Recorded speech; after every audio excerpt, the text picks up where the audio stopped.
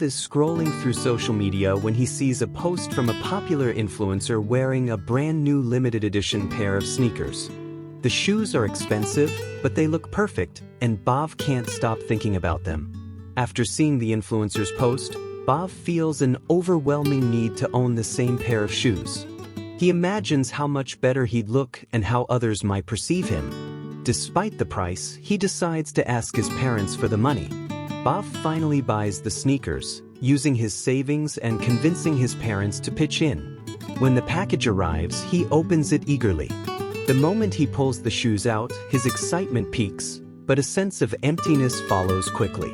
Bob wears his new sneakers to school. As he walks through the halls, he gets glances and compliments from classmates.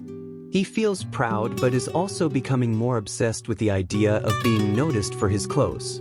After receiving compliments, Bob begins to see the shoes as the key to his social standing. He starts looking at more expensive clothes and accessories, convinced that they're the key to being respected and admired. Bob starts spending money he doesn't have, dipping into his savings account and even borrowing money from friends to buy more brand name items. His focus shifts entirely to acquiring more expensive things, leaving little room for anything else. Bob's parents confront him about his spending habits. They question why he's spending so much money on clothes when his grades are slipping and he's becoming more distant. Bob defends himself, saying, "This is how I stay relevant. People notice me because of this."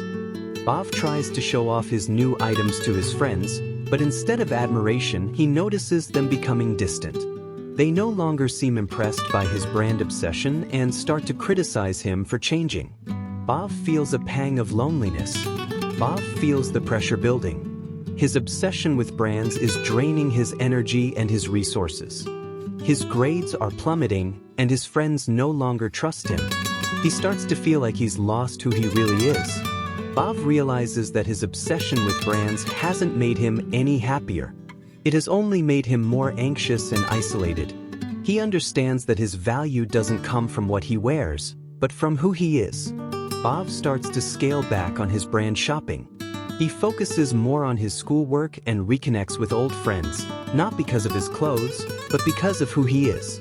He realizes that true respect comes from authenticity, not labels.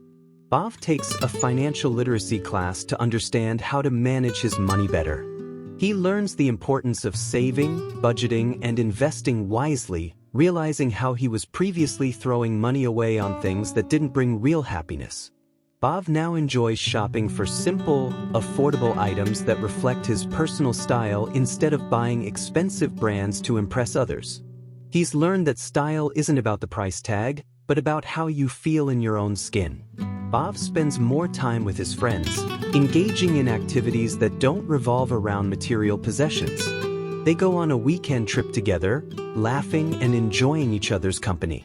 The connection feels deeper than ever. Bob has learned to find balance.